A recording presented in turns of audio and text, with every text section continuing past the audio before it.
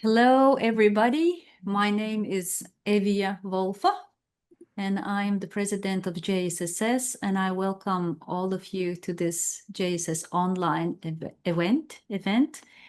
It's titled Remembering Ourselves Wild. The wild woman archetype is an integral piece of feminine nature that is often degraded and ignored. The speakers today invite you to join them in a discussion of what it means to slow down and to remember the wildness. We have three speakers today. It's Sydney Chatterton, Zia Durnin, and Erin Ginder-Shaw. All of them are students, doctoral students at Pacifica Graduate Institute, and they are studying clinical psychology. The fourth speaker could not be here today, Kenlyn Mirbach, and I believe that the speakers are going to also speak on her behalf. And with this, I hand over to you. Start with introducing myself a bit more. I am very interested in the psychology of the feminine and especially thinking about feminine intuition and how that might relate to self-trust and also anxiety. And so those are some of my research areas that I'd like to explore more. And creatively, I also write poetry. So I'm Sydney Chatterton, a doctoral student at Pacifica Graduate Institute. And I would say like this film and this project has really influenced my research in depth psychology, specifically in like the dismemberment of the feminine, and the remembering of the feminine. And so that's what my current research is focused on, and also what this project is focused on. I'm Erin. I agree that this project has, I would say, significantly influenced my research. And actually, in preparing for this presentation, the ways in which that's true and sort of the depth at which that's true was like reignited and illuminated perhaps more clearly. So that's been an interesting process. And yeah, my research interests kind of live at the intersection of post-traumatic growth and the role of embodied lived desire, specifically for women. So very aligned. Okay, so I'll start by quickly introducing the film and the project, and what it was inspired by. We'll then show the film and have a short discussion where we'll all reflect on pieces of it, and we'll end with a Q&A. So as you hear us talking and as you watch the film, please be thinking of questions that you might like to ask, and then also just being mindful that the Q&A will also be recorded. So if that affects questions you'd like to ask, keep that in mind. The film is based on our interpretation of the 1998 dissertation, The Archetype of the Wild Woman, Myth, Magic, and the Feminine Personality by Lillian Laura Lewis. And this dissertation was the theoretical human science study using a hermeneutic method with a Jungian approach. Lewis examined depth psychological texts, including Tony Wolf's work on the feminine typology, Harding's Women's Mysteries, Neumann's work on the Great Mother, and Clarissa Pinkola Estace's Women Who Run with the Wolves, as well as an Irish Celtic romance story. And using these texts and psychological theorists, she was able to discover themes related to the wild woman and her journey. The study really examined the cultural split in understandings of feminine nature between wise and wild.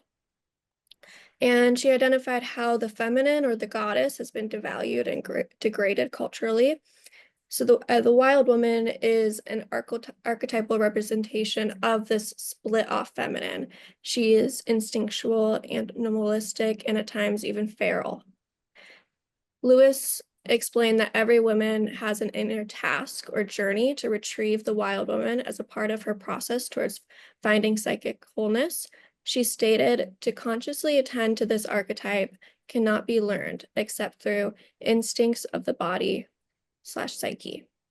So given that, the modality of filmmaking was really important to us in this project. It was through the modality of filmmaking, we were able to show an embodied presentation of the transformation that occurs when a woman encounters the wild woman. And the theatrical modality of it, we represented a few key archetypal figures discussed by Lewis. Some things to keep in mind is that all of the narratives in the film are quotes from the dissertation that encompass the figures and stories we represented. And also, although the Celtic story that was shown in the original dissertation represented in the dissertation, they did have male characters. We chose to only represent female characters in the film.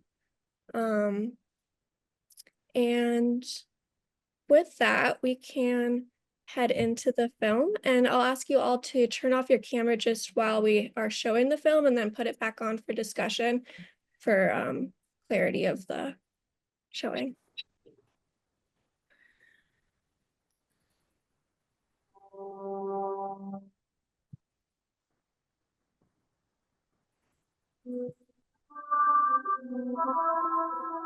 This is a story of enchantment. Enchantment is an emotion that enters the heart in order to disturb it or send it into rapture. Everything in this story is about the feminine soul seized by some invisible substance and about her release into her true vocation to be a wild, wise woman. Its setting is upon a mountain, on an island in the soul of every woman.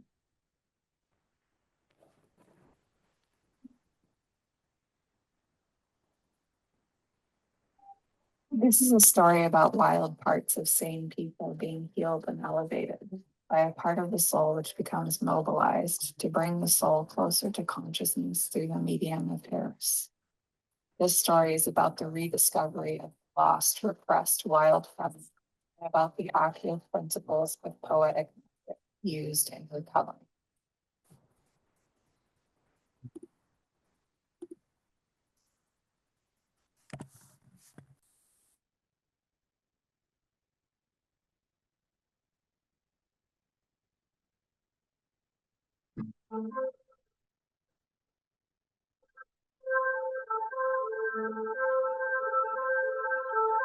Only once I have rebel heart.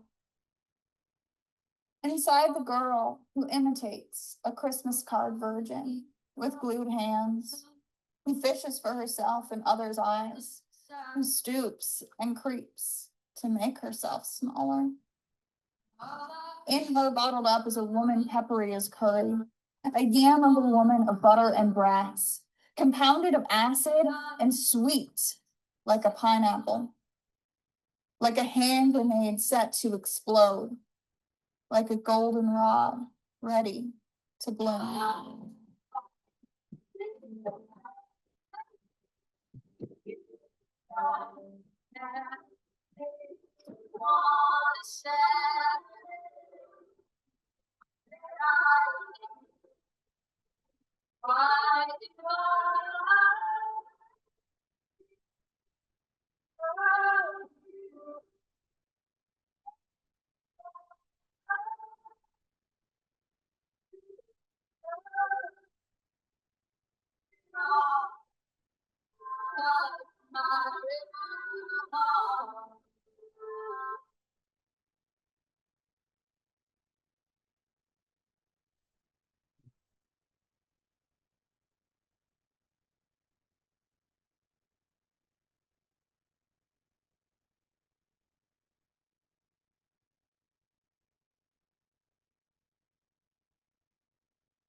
I won't always leave.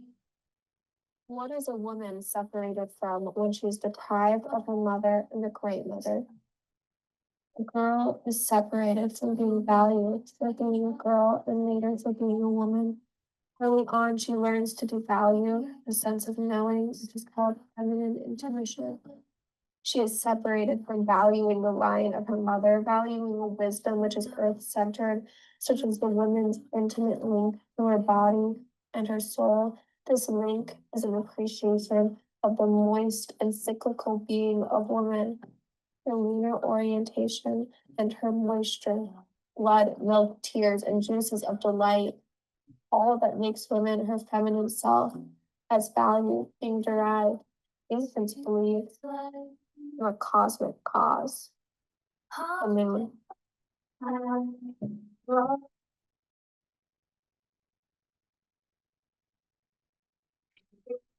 Down,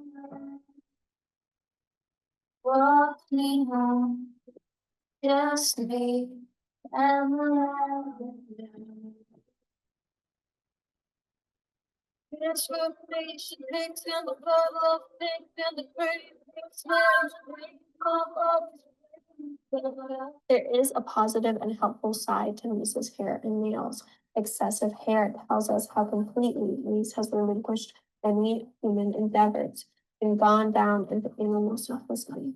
Such simplicity is often linked to the prophets, saints, and shamans, as well as the math. Lisa's identity becomes muted and questioned. Is this a woman or a beast?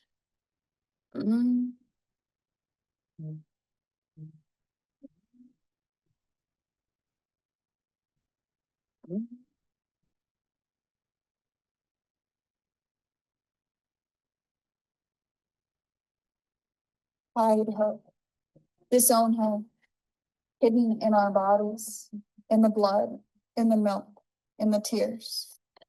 Cut what is ugly or hard to face out of the picture. Blunt the bleeding edges by pasting over the wrong parts.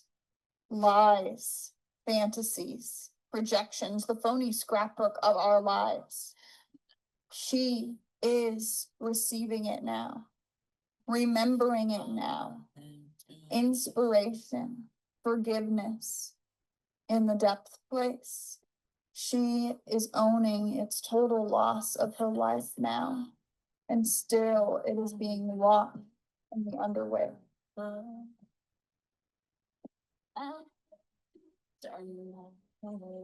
To my darkest skull. And soon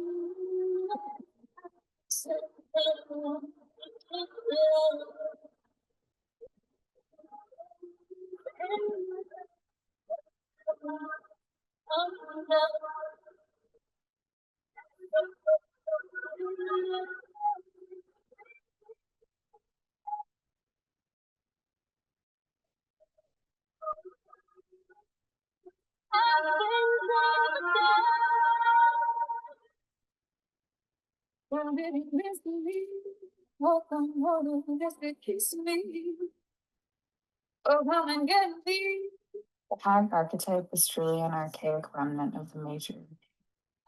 While she has been overpainted with humor by patriarchal artists, she nevertheless is from the underworld, a portrait of archetypal suffering and spiritual wisdom.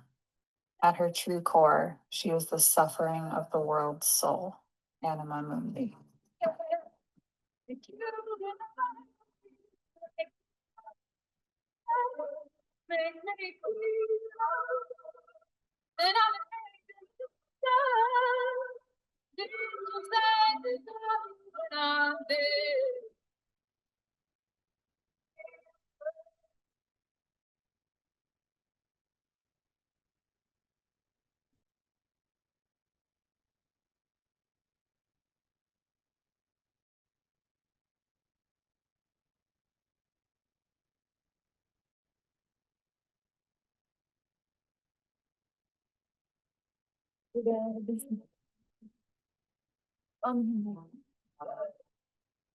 Do I just in my home?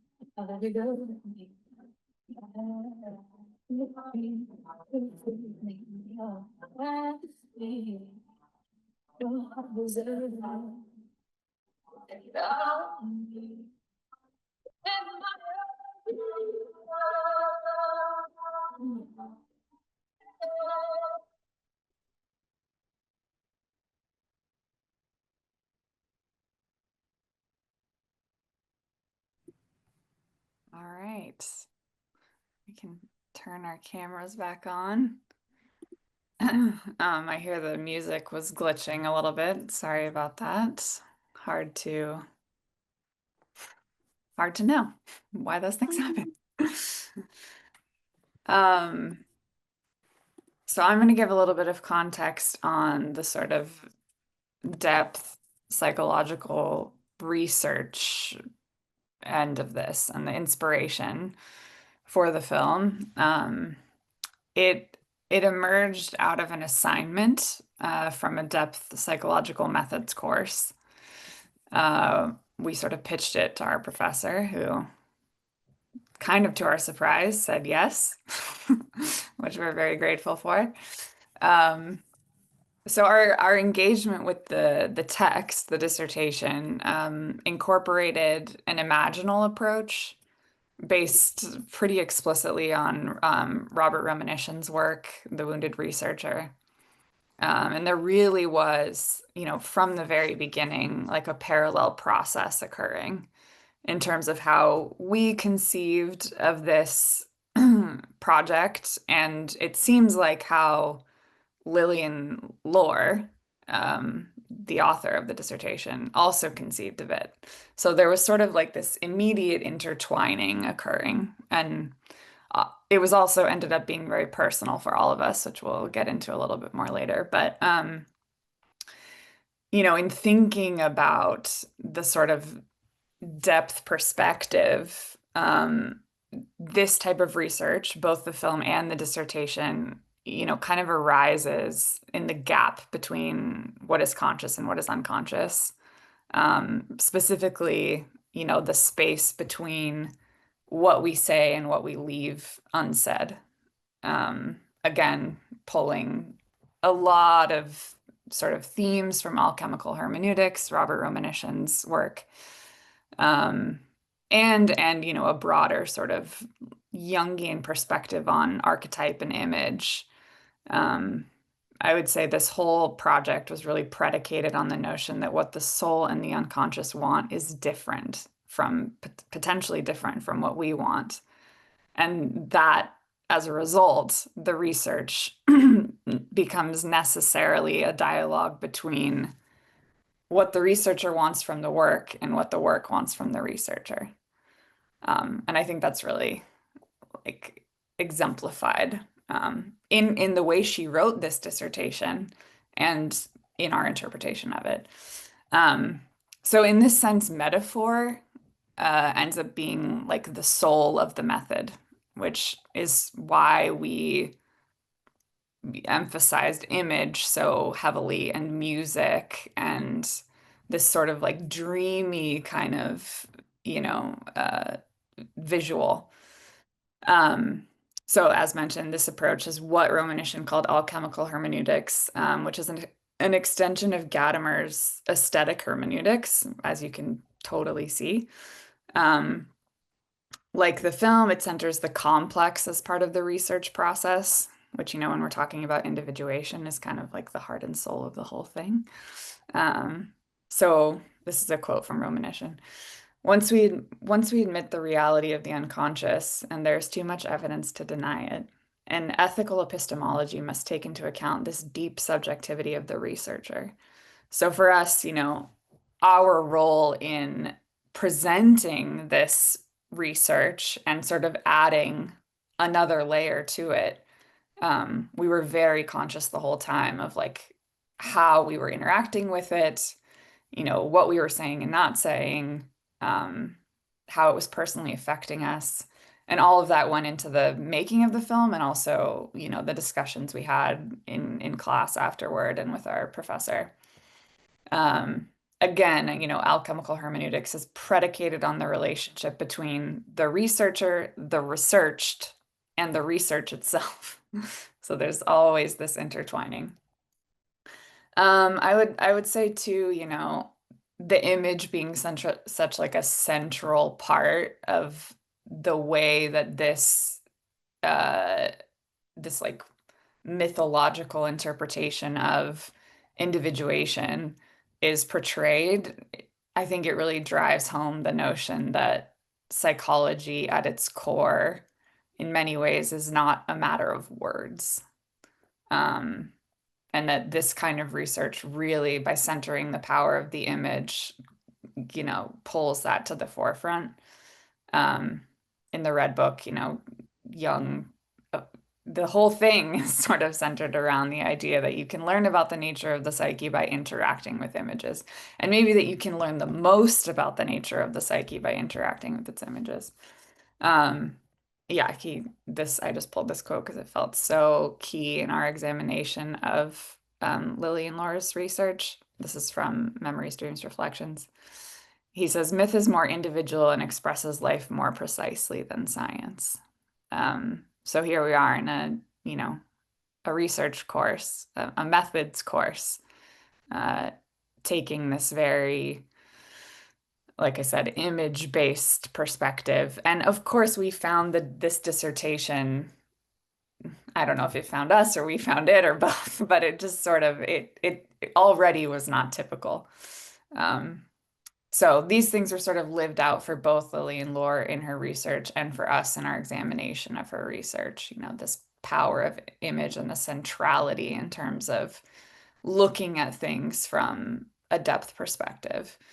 And I'll just say, you know, the dissertation follows, as you saw in the film, the dissertation follows a non-linear path of individuation, exploring themes of initiation, death, rebirth, engaging with this dissertation with the awareness that we are always in some perspective, myth, dream, or fantasy, I think is the thing that made this project really deeply personal for all of us.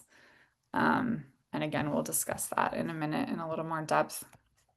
I just want to talk about one more thing for now, which is the you know, the sort of like key individuation concepts and archetypes that are centered here and that really popped out to us. Lore talks a lot about fairy tales in this dissertation, and you can see how core that is to the way she conceived of these archetypes and ideas. She says the dream and the fairy tale carry the archetypes, those large inner forms of behavioral patterns still wet from the waters of the unconscious. So very much following the Jungian notion that fairy tales mirror the basic archetypal patterns of the psyche, and that their meaning is immersed in symbols that are revealed by like specific sequences of events, essentially, like in individuation. Non-linear, but sequential. I would say too that, you know, our conception of this and, you know, kind of rereading her dissertation in preparation for this, I felt it even more completely, is that there's archetypal alignment also with Hillman's concept that multiple personality is humanity in its natural condition.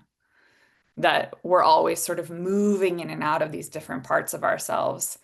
And, you know, based on where we are in our life and in our own individuation process, certain things, you know, come to the forefront and move, and it's sort of, there's a fluidity to that.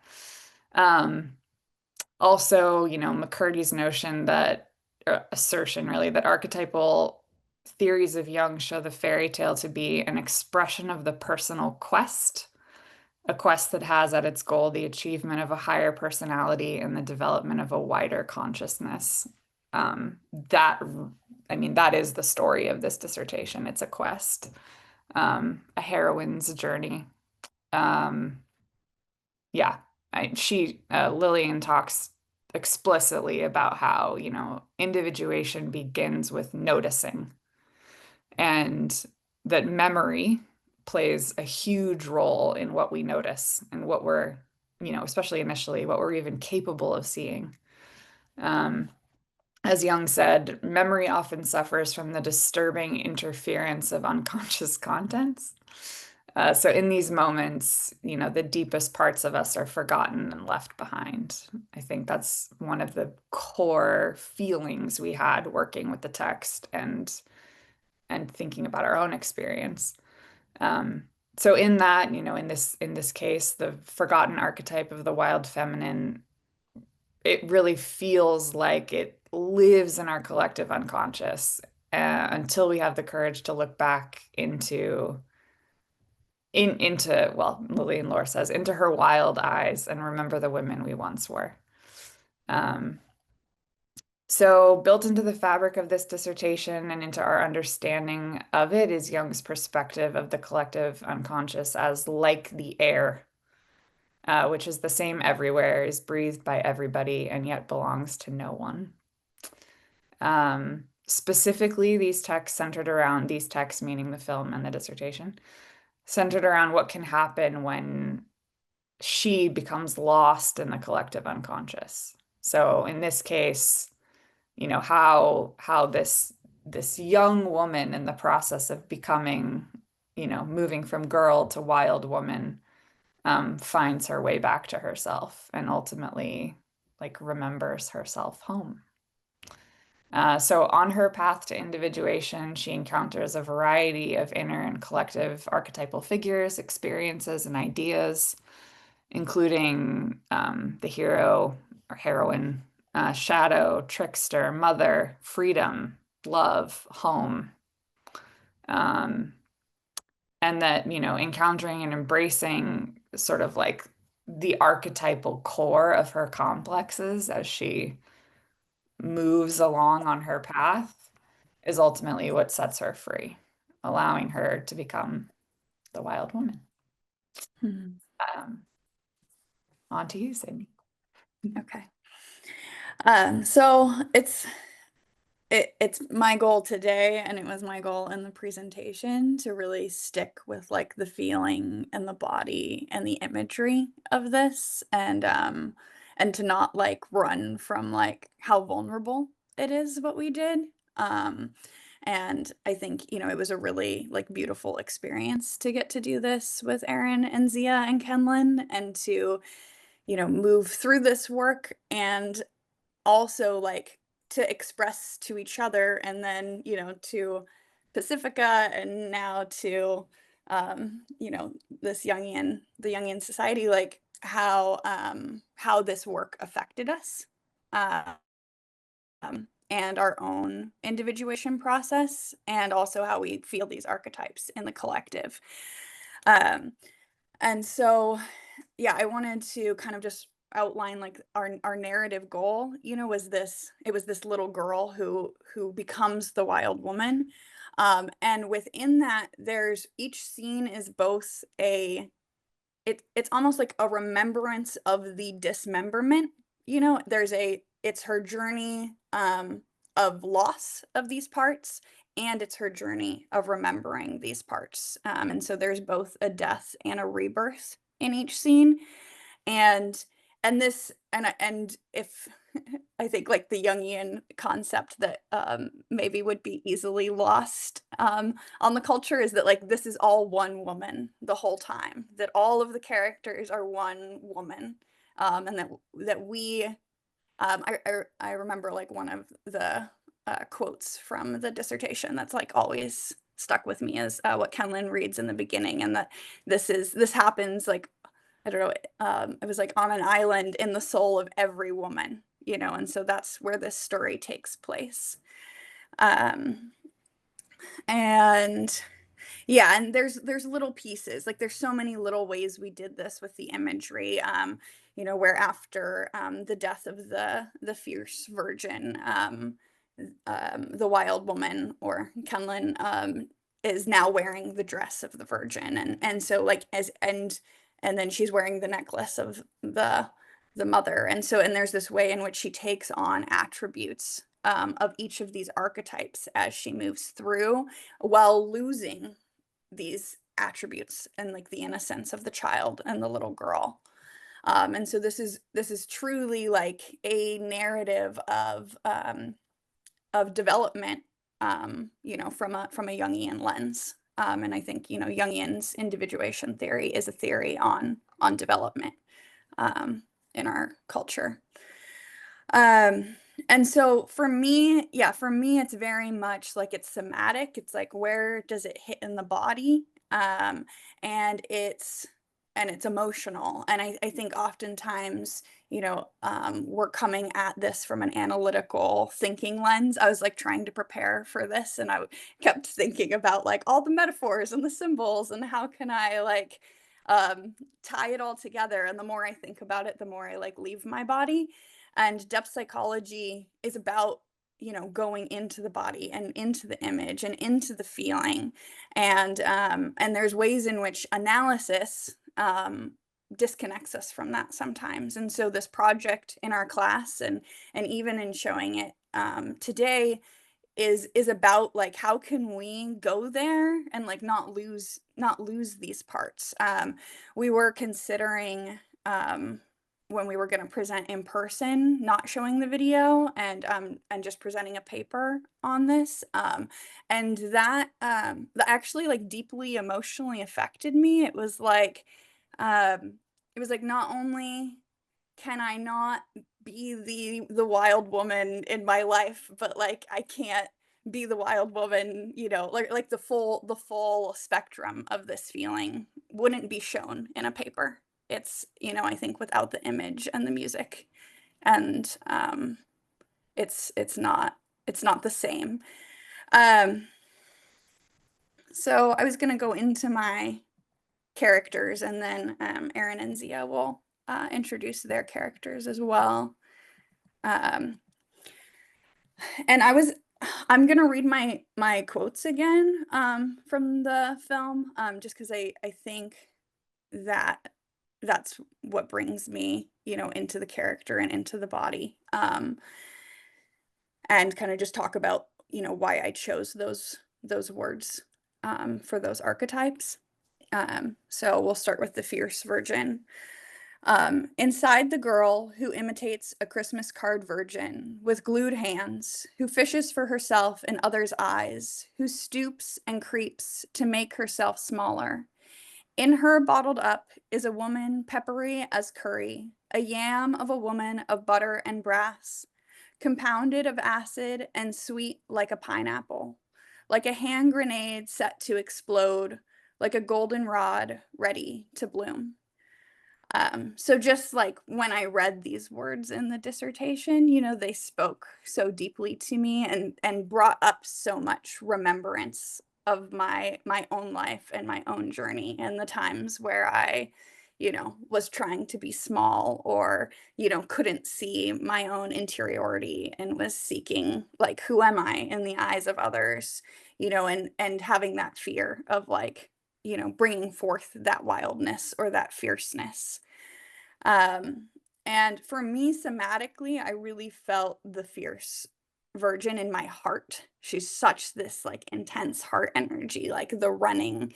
I remember like the last time I remember, like I was 8 years old and I was like running through a field and I could feel my heart beating in my chest. And like, I don't know, there was just like this way in which I wanted to like bring that 8-year-old girl into this fierce virgin and like this journey. And I think for me, the scene is like, I'm the wild woman and I'm the fierce virgin. And my research right now is really centering around feminine desire. And so I feel like desire is a big part of this scene, and that the fierce virgin is running from desire and the wild woman is chasing desire, you know, and there's this moment where they come face to face. And like, I think, you know, it's that like, I think we have these moments in our lives where we like turn around and like look at ourselves and like we see ourselves clearly, you know, and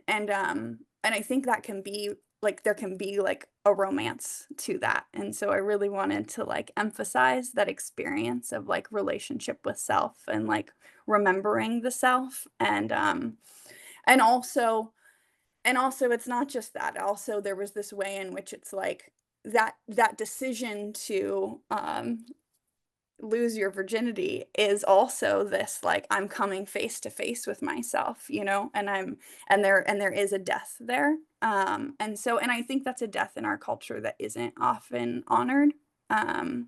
And so it felt really beautiful to like go into that feeling and like honor and mourn and like feel, you know, the beauty of that loss. Yeah. And then should I go into the Medusa? Do we want to go back? Do we want to go in order? I'll go into Medusa. Okay. So it was so cool to kind of back to back, like play the Fierce Virgin and the Medusa, because in the beginning of Medusa's story, like she is the virgin that's raped. And so like really feeling like the dichotomy of that movement and like that freedom that the Fierce Virgin feels, where she's like running and like so full of heart and like so animated, to like the hardness and the weight and the grief and like the the paralysis of Medusa. I was really feeling into that, like the turning, able to like turn men to stone, and like just that like hardened heart, you know, after going through something horrific. And that Medusa so much, like she represents the silenced feminine in our culture, you know, and the way that women are punished for their sexuality, or punished even when they're the victims of something like rape. And so for me, like I'll read my quote and talk about it. So hide her, disown her, hidden in our bodies, in the blood, in the milk, in the tears. Cut what is ugly or hard to face out of the picture. Blunt the bleeding edges by pasting over the wrong parts. Lies, fantasies, projections, the phony scrapbook of our lives. She is receiving it now, remembering it now. Inspiration, forgiveness, in the depth place. She is owning its total loss to her life now, and still it is being washed in the underwave. I think like what really struck me about this quote, and there was a lot of quotes on Medusa. And remember, me and Zia like debated about which quotes would be good. But like this one, I don't know, this one, like I like aggressively felt really attached to it. And I think there's this way, I think like what the image that comes to mind is like my Instagram, you know, with like all of my happy memories and like all the, you know, so like the phony scrapbook of our lives. And it's like that, like every hardship that I've experienced, you know, like there's no, like, I don't talk about that. It's not, there's no like images to represent that. And so like getting to play Medusa and like getting to move from that place, which even now is like hard to drop into, I feel like somatically it's very much like in the gut, it's guttural, it's in the root, it's like I feel so unsafe that like I'm gonna be aggressive, I'm gonna like, you know, I'm gonna confront the world from this place of like, I'm gonna turn connection to stone, you know, because it's not safe. I think that I feel that yeah, that it was so powerful to get to show up that way, and to like be witnessed that way, when there's not really any space or room in our culture for the witnessing and like the remembrance of this part of the feminine. And yeah, I even want to say now, it does feel really difficult to go into that part of feeling. currently. And yeah, let's see if there's anything else I'm gonna say about her. Yeah, I think there's a lot of shame in this archetype. And so there's like this way in which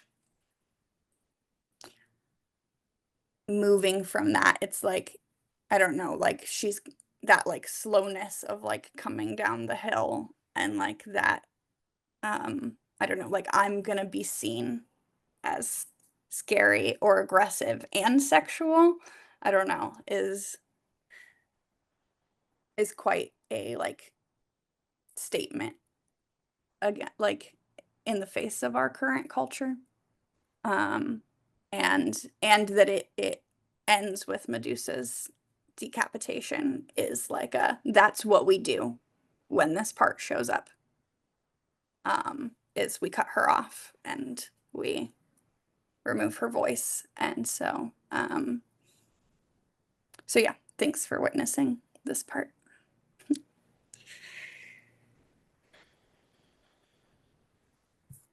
I first played the Great Lunar Mother. And I'll start by reading a quote too from Lewis. The question of a feminine original sin is an enormous existential question.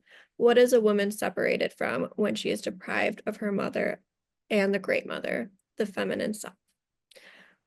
So Lewis talked about how the moon is so deeply connected to the mother and the wise woman because of the cyclical nature, shared cyclical nature, shared moisture. The moon is connected with the ocean, and also this intuitive illumination. And Lewis asserted that there's been this a severance between girls and young women and their connection with the moon or the mother or feminine intuition. These are really figures that are not just overlooked, but really attacked or ignored and pushed aside in our culture. And girls are directly taught to devalue their inner sense of knowing and feminine power. She even stated that because there is so much distance between girls and the powerful mother, the hag or the Medusa is more readily able to connect us with the feminine power. This quote really highlights this. How is the girl to come into her own native gendered instinct if early in life the matter of spirit and the mother is removed? So long have women been separated from the great moon mother, from the symbol of the feminine self, of power and respect, that most women do not even know they have lost anything, sensing only vague feelings of anger or intensity. Many women have never known a woman of power, much less a mother with power, nor can they honestly find their own. Although she is a fearsome figure, the Medusa, Gorgon, or hag does tell us where women can find feminine power.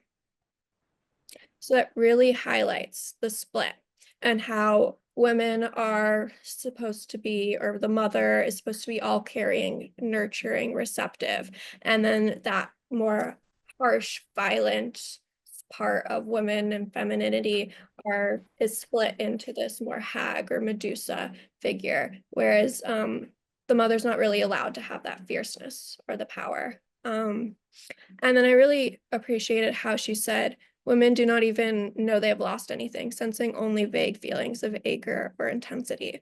And I think that's a relatable experience for me and maybe a lot of women, of having this kind of inner sense of like, there's something missing and I'm mad about it, but I don't quite know why. And I think one of the purposes of this dissertation and of us making the film is like that journey of figuring out why and finding what's missing and reintegrating. And in the film, we highlighted how the little girl, as she becomes the wild woman, she kills the mother. And this is a really important archetypal theme in a lot of stories and myths, including the one in the dissertation. where Lewis talks about how the absence of the moon mother or the two good mothers sets the stage for feminine initiation, and archetypally the two good mother must die. And in the killing of the two good mother, the little girl is able to advance in her journey of development and gain knowledge of herself. She's then able to integrate qualities of the moon mother into her selfhood. And we see that represented, and again, like Sydney was saying, how she the girl starts to collect these tokens of the different archetypal figures as she encounters them, including from the moon mother after the killing of her. And then from the death of the moon mother, how she falls to the ground and then reemerges. In my playing of the characters, I reemerge as Lady of the Beasts, or the animal. And the Lady of the Beast or the animal is also a really important theme in the dissertation and connected to the wild woman, how as we become more animalistic, we actually become more connected to wisdom. So she talks about how in the Celtic story, she starts to grow hair all over her body. The little girl in the Celtic story starts to grow hair all over her body. Her nails start growing huge, like the claws of a bird.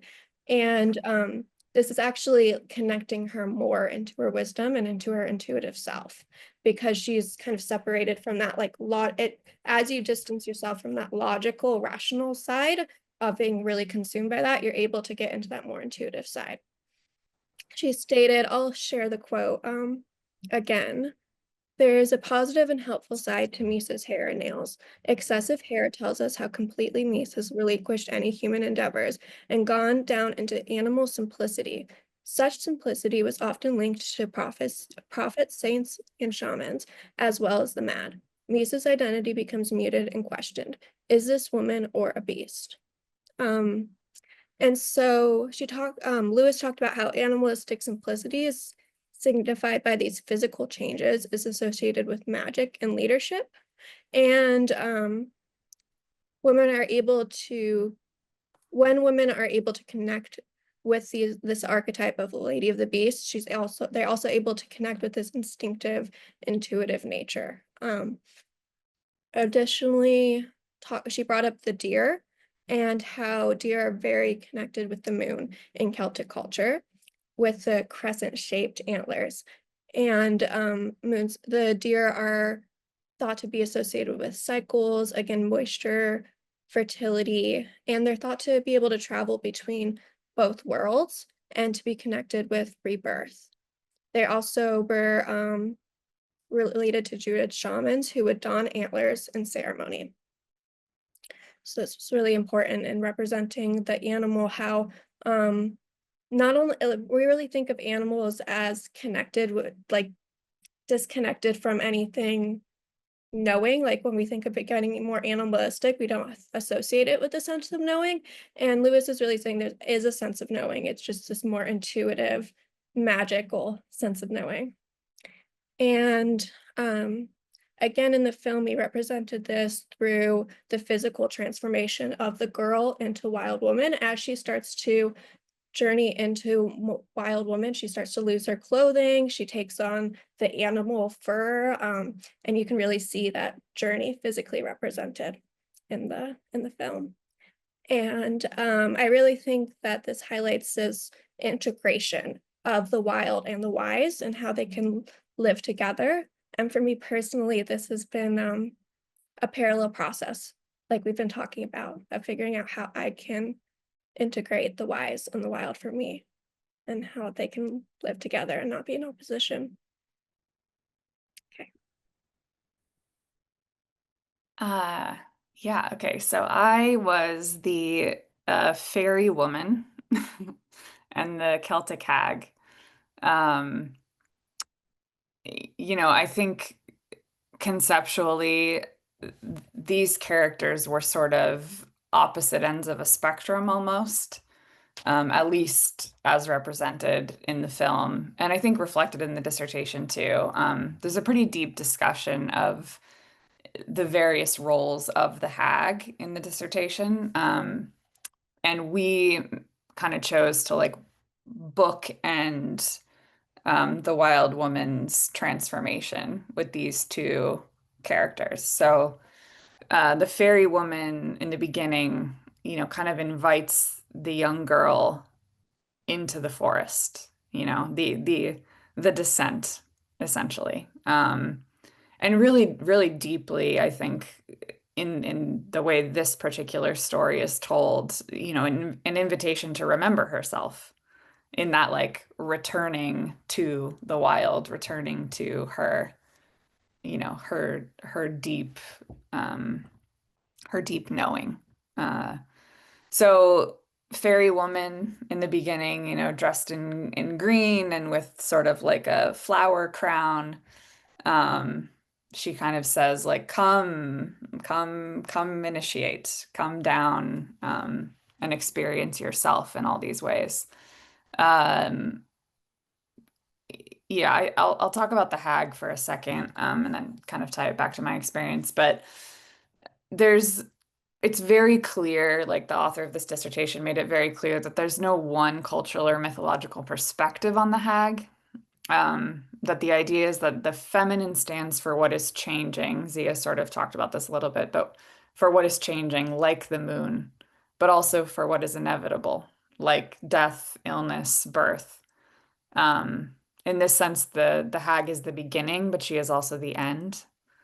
And we were sort of channeling this like creator hag version, who is a woman who lives on the edge of the woods, which is the place of the unconscious, which is an Estes notion. So the hag archetype, who we know derives from a darker layer of the unconscious, specifically in the language of the fairy tales, she derives from the other world, as we say in the film, like she is the underworld. This is part of a quote from the film. The hag archetype is truly an archaic remnant of the matriarchate. While she has been overpainted with hum or by patriarchal artists, she nevertheless is from the underworld, the portrait of archetypal suffering and spiritual wisdom. So there's this culmination at the end of the film of this portrait of archetypal suffering and wisdom, and how you can't have one without the other. The wild woman has to move through these various phases and shed and even kill off parts of herself in order to like stand more deeply in who she truly is. And this is an age-old story, an age-old Jungian story. And I just so appreciated the opportunity to kind of like move through it with this framework that this dissertation provided, and then to reimagine it for ourselves. I think really deepened, the profundity of this process and also the pain. I would say that my own journey with the Celtic hag in particular, with this sort of tension of archetypal suffering and spiritual wisdom, has been in a lot of ways comforting to sort of imagine myself as her, as sort of this like figure who can integrate those things and who can emerge on the other side and who can share them as well. That was a big part of this for me. I said she's been there while I've been moving in and out of a deeply underworldly process of becoming a psychologist, and the individuation in general / the initiations that predated my decision to come to Pacifica, and also those initiations that Pacifica has facilitated.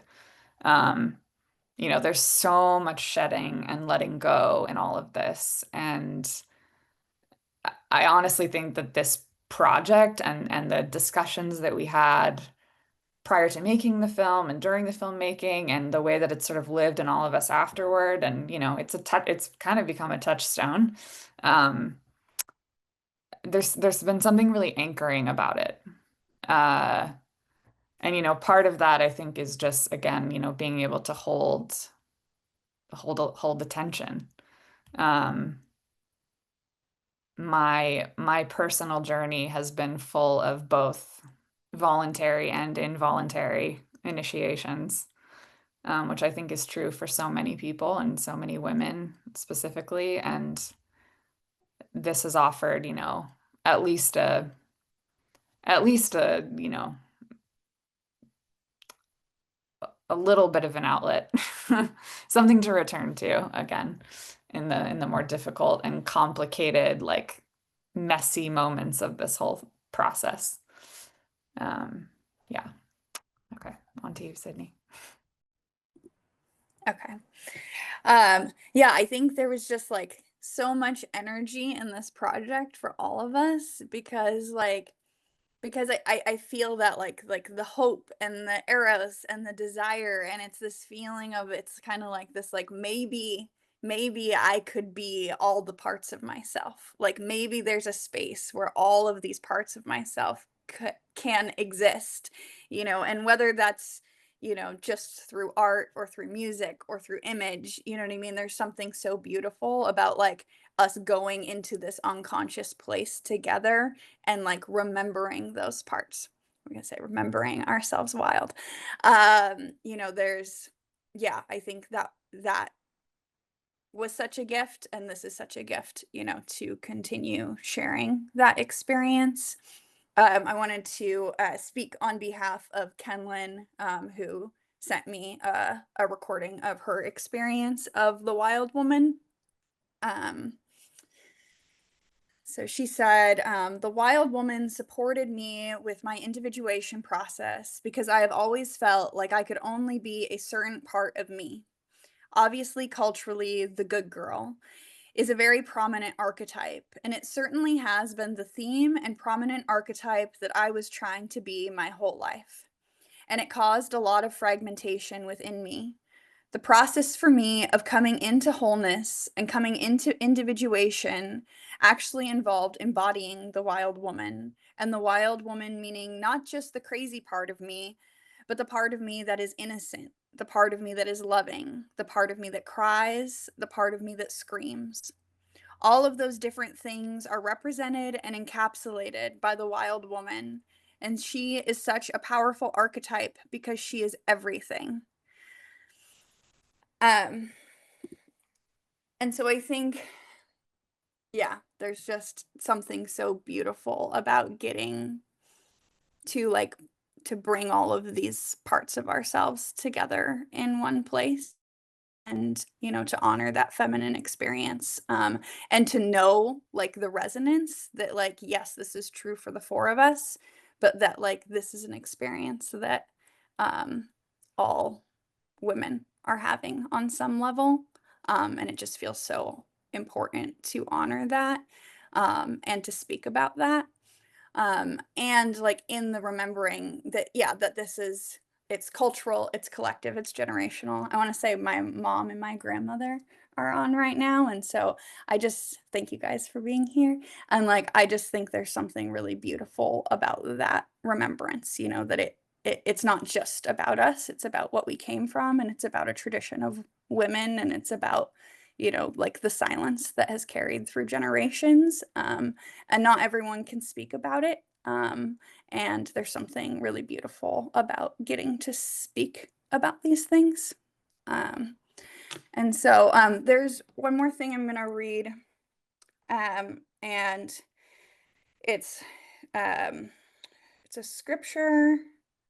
It's part of the Hammond, the Nag Hammond scriptures, and this is, I'm currently in my research working with like the Lilith and Eve archetypes, which are very similar to the fierce virgin and the Medusa archetypes, but this I just think really brings the wild woman together, and honors all those sides of her, and then we'll move into questions after that. For I am the first and the last. I am the honored one and the scorned one. I am the whore and the holy one. I am the wife and the virgin. I am the mother and the daughter. I am the members of my mother. I am the incomprehensible silence and the much remembered thought. I am the voice of many sounds and the utterance of many forms. I am the utterance of my name. Why, you who hate me, do you love me and hate those who love me? You who deny me, confess me, and you who confess me, deny me. You who speak the truth about me, tell lies about me, and you who have told lies about me, speak the truth about me. You who know me, become ignorant of me, and may those who have been ignorant of me come to know me. For I am knowledge and ignorance. I am shame and boldness. I am unashamed. I am ashamed. I am strength and I am fear. I am war and I am peace. Give heed to me. I am the disgraced and the exalted one. Okay, thank you guys. We'll move into questions with Erin now. Yeah, thank you all so much for being here. And we'll take any questions. And if you wanna, if possible, to like use the react button to raise your hand, that would be ideal, but no pressure, we can manage. Maybe I just want to say this is really great work. Erin, Zia, Sydney. It's fantastic. Also, the way you have been able to present this theme, which is archetypal. Of course, it's kind of a known theme, but the way you presented it through images and moving images, it's a different way of knowing it deeper. And the way you talk about the theory and the theoretical aspects and the connecting to Jung and Jung's ideas, and then also bringing it to down to the body and embodied and the feeling. It's so powerful. And I have one word that just keeps coming to me is this word courage. I just hear the word courage. I feel what you have done is courageous and deep and courageous at the same time. I wonder if you want to say anything about courage. Or did you have that experience in the process? Because the courage is sort of this versus the silence, being silent, being cut off. And you are not cut off. Yeah, if you have anything to say about that. Yeah, I mean, I think the feeling of courage almost comes forth as like, well, I'll speak for myself. For me, as like terror, I think the first time we showed the video, like I was like shaking and like I think I was like holding on to Erin or something, so like there's like, it's and that you said like we're not cut off, and that I think that's it's profound. I think that like it feels like we are. It feels like we can't speak. It feels like these parts are not welcome. And there is, I think that's where the courage comes in, is to speak from the places that we've been told need to be silent. And there's it feels like ripping through the veil, or like opening something in the unconscious that's not supposed to be opened, or you're never supposed to say that out loud. I think it's scary, and it's really a cool thing to be a part of. Yeah, I agreed. And we'll get to you in just a second, Heather, but I definitely felt the vulnerability, speaking, which felt very tied to some kind of courage, in the moment, sometimes like a blind faith sort of movement. But our classmates, many of them, sort of fulfilled the requirements for this assignment by writing a paper, which, can include its own degree of courage. But for some reason, we took this as an opportunity to just like dive headfirst into the deep end. And, of course, I'm really grateful that we did, but it was a vulnerable experience, definitely has continued to be. Heather? Well, this dovetails with what Evie said a little bit. I watched a burlesque that was done, you know, with the traditional like pasties but it was this feminist burlesque of the women's archetypes. And so it reminds me of this kind of embodied vulnerability. So I wanted to, you know, honor that because I think it's helping us all inhabit our bodies and all do this kind of collective transformational individuation journey. But my question is, did you, when you were going into these modalities, these archetypes that are collective, did you encounter either going in like collective shadow that you felt at times, and how did you navigate that? Or I also wondered if the archetypes like does Medusa speak through you every once in a while, or like do you find yourself also kind of embodying in that way going out as well, these archetypal images and influences or energies? Thank you. Yeah, thank you. I'm super curious about the Medusa question specifically. I don't know if anything comes to mind, Sydney, but Yeah, I mean, no, I mean, I feel that so strongly, and I think there was, yeah, like in the sense of remembering, in the sense when you like get into a feeling, and like you kind of like remember all the times in your life where you felt that feeling, right? And like, I don't know, I've always been like I want to be like sweet, or I want to be the good girl, but like I've always wanted to have this thing where it's like I just want them to like fear me like a little bit more than like than they like me or something like that. I always wanted to have this like don't mess with me. Like I'm nice and I'm polite and like I care for you and like don't take advantage of me.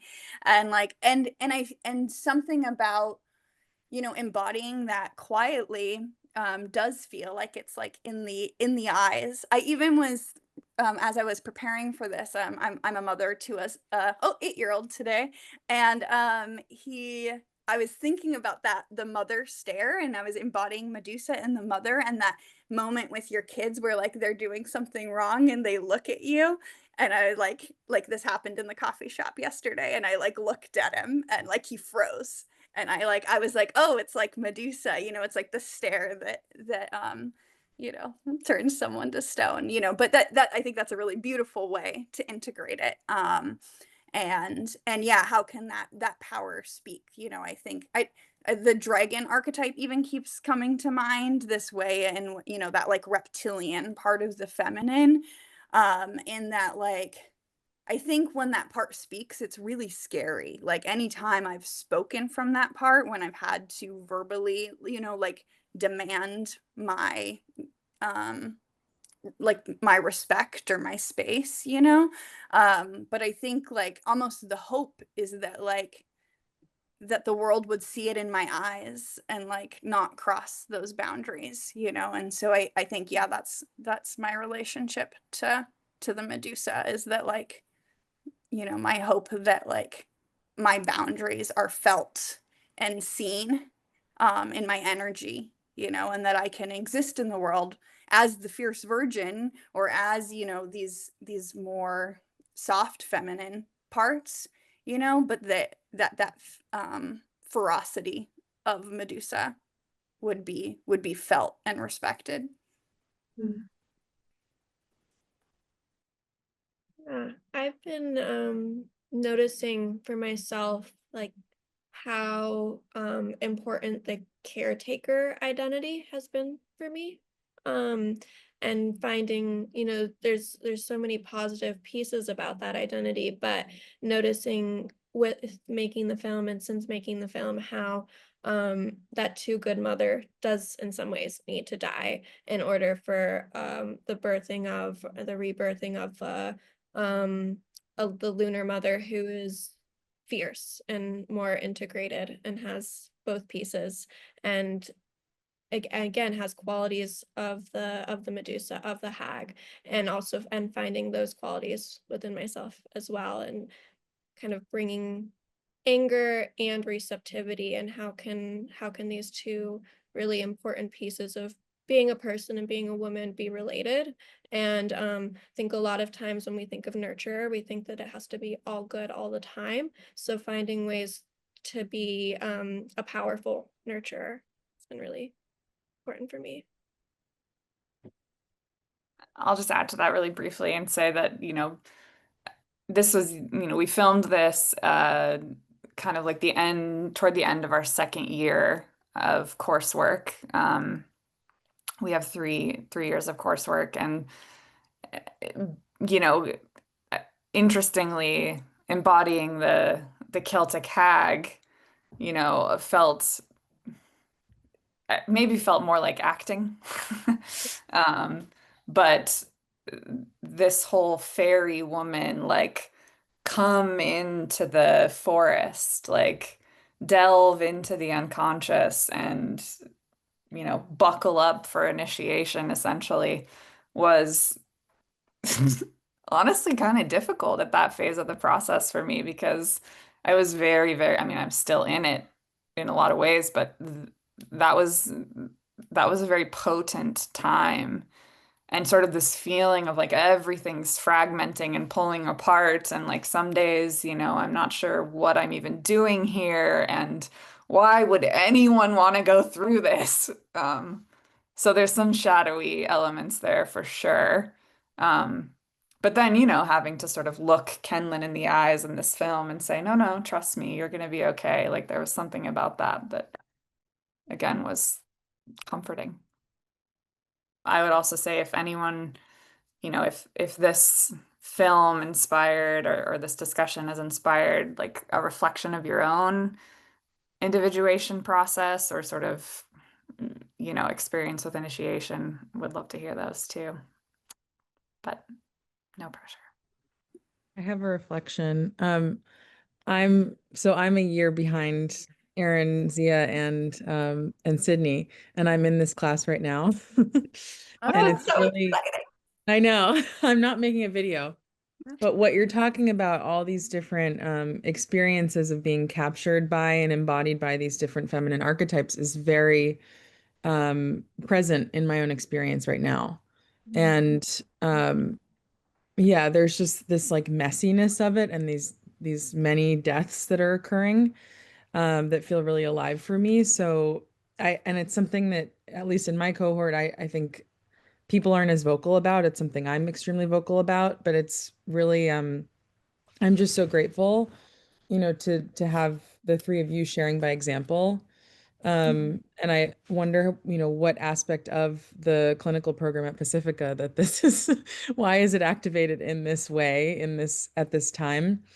Yeah, I guess I'm just noticing that, that this is it makes sense that that these experiences of individuation in this way, being captured by these archetypes in this way, would be felt by many and expressed by many. So thank you for, naming it, and also for not just going with a paper and reading a paper, and really honoring the full expression of, of what, life is and what the feminine is.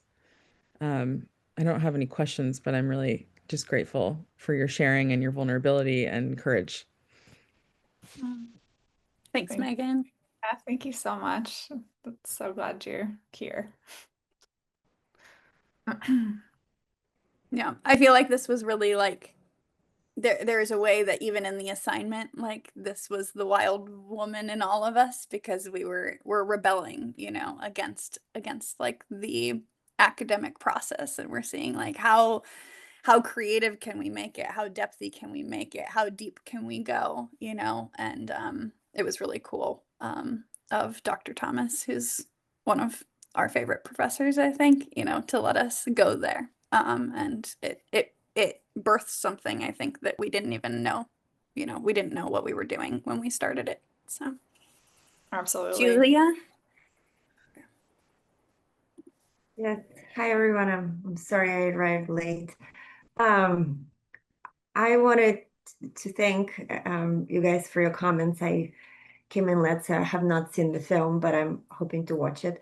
What resonated with me, all your shares, but particularly Sydney, what you have said regarding Medusa, and like immediately I felt some like liberating click Like it's like totally normalizing, because every time I would experience the that I give those stares of death, people get stoned. And I always feel like guilty. It's like, oh, this is something that I kind of like need to fix, or this is part of me that I need to like tone down, like way, or like try not to be that. And hearing you speak, I was like, oh, actually, that may be a strength. I just need to own it. And have a different relationship with it. So thank you for that. So I'm 2 years behind you guys in the first year program, and I'm so inspired, and also just felt so much emotion watching the movie and then listening to you guys speak. So thank you very, very much. And 2 questions, wondering if you guys have any plans to share this with Pacifica. You know, could we do a campus viewing? Have you thought about that? Because I think a lot of people could benefit from seeing this. And then second, are you able to send it? Because I would love to be able to watch it again with the music and the kind of the full impact of it. So, and again, thank you so much. It's really important work. So thank you. Thank you, Alex. I think that would be very cool. I think, you know, I think there's a shyness amongst the vulnerability to this. And yeah, I think it's powerful, and it would be really cool to share with Pacifica as well. And I did share the link to the film in the chat. Rebecca? Hi, you guys. You know, I feel like kind of old fashioned because I say you guys, it should be you gals, or I don't know. Anyway, thank you for your vulnerability in that presentation. I loved your outfits in the film and just the energy of the movement, moving. And I love that idea of the image, just being with the image. You know, there was part of me. So I'm from the DJA program. Evie and I were in the same cohort, you know, like yay, women getting their PhDs, you know, going for that or your master's or whatever. So part of me was like, the scholar in me was like, I want to know more about, I didn't understand part of it. But then it was, in a way, it was nice just to see the images without the more analytical explanation, and then hear afterwards, you know, what some of the quotations and the questions were. It was an interesting process for me watching that. So now I want to go watch it again. So thanks for that link. So my question for you, or questions, because you guys are in the clinical program, and our program was more scholarly and not clinical, is how do you see this work going out into the world? And have you imagined this as being in your practice? I was very moved by that idea of the death of the Virgin and thinking of young women. I mean, I do have a clinical practice in art therapy, and have worked in the past with kids with art therapy and teenagers. Just how powerful and how needed this is for these times, like what really dire times we're in for women. So if you have any thoughts about that, I do follow Clarissa Estes on Facebook. She's been doing this whole series of like how to do a ceremony. I mean, it's very powerful. Her work is so powerful. So that's, I guess, my question. Yeah, are you thinking of the dissertation topics? You've mentioned, each of you, a little bit of research that you're doing, and I'm just honor you, the work that you're doing, and for being part of this. I don't want the word healing is maybe too deep, but this depth in the world with this work from Pacifica. Yeah, I feel like there's like so much power in the witnessing of the image, or these images. I don't know, I'm in a phase of like rebelling a little bit against like talk therapy and really moving into like the somatics and art and imagery. And like the demographic I want to work with for my dissertation is artists. And so I want to find my my participants based on like the art that they do. Like I want to find the participants based on the image, you know? And I'm working with desire and dismemberment. So like art that focuses around that. But I think, yeah, I think there's a lot of creative, like therapeutic techniques that I think could bring this forth. Whether, I mean, it could be as simple as like a client bringing a song to a session that represents this archetype, you know, in them.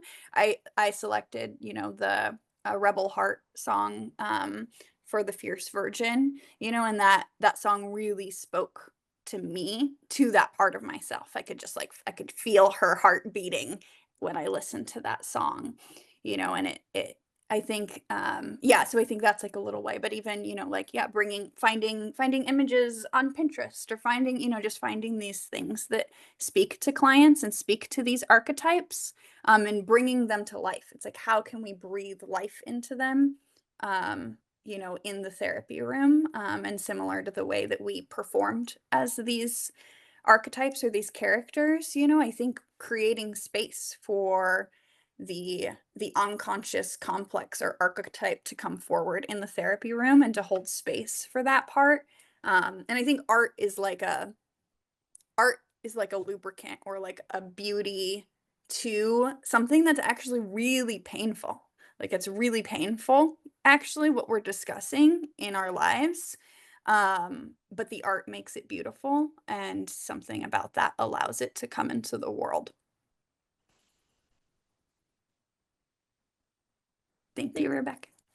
I think I've thought about wanting to do in my future practice is therapy groups with women doing this work. I haven't exactly conceptualized what it would look like, but I think that could be very powerful. Zia, will you share the mask thing of the authentic self?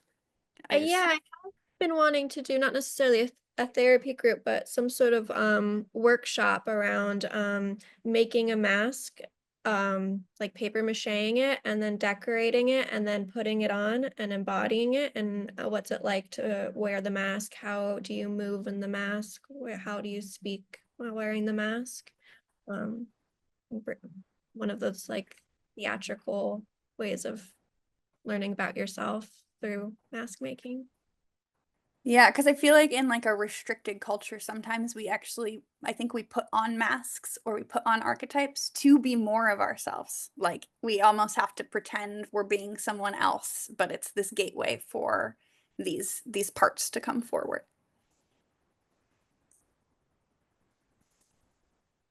Yeah, I think we're basically at time.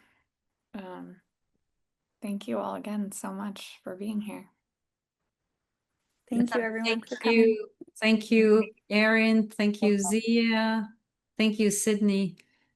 Really wonderful, wonderful event. And yeah, I, just like others mentioned, I hope it's going to go further, maybe in Pacifica, maybe somewhere else, but the recording, we'll post it on the JSSS YouTube channel so that others can get to see it and yeah, and benefit from that as well. Thank you so much, everybody, and have a nice day. Thank you. Bye. Thank you, everyone. Thank you. Congratulations.